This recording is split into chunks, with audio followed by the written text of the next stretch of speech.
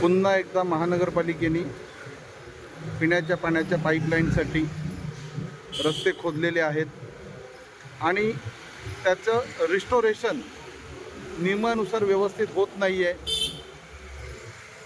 जसं मागच्या वर्षी झाले, पाईपलाईन टाकल्यानंतर संबंधित जागेवर रस्ता खचला पावसाळ्यात, तशीच परिस्थिती यावर्षीसुद्धा उद्भवणार आहे। हा होळी येथील रस्ता आहे। अगोदरच अरुंद असलेला रस्ता महानगरपालिका धोकादायक परिस्थितीमध्ये नेत आहे। हे पाईप आहेत। अशा या रस्त्यावरती 3-3 वेळा महानगरपालिकेने पाईप टाकले, परंतु पाणी एकदाही आणू शकलेले नाही आहेत। त्यामुळे नक्की पाणी येणार का यावरील वसईकरांचा विश्वास उडून गेलेला आहे।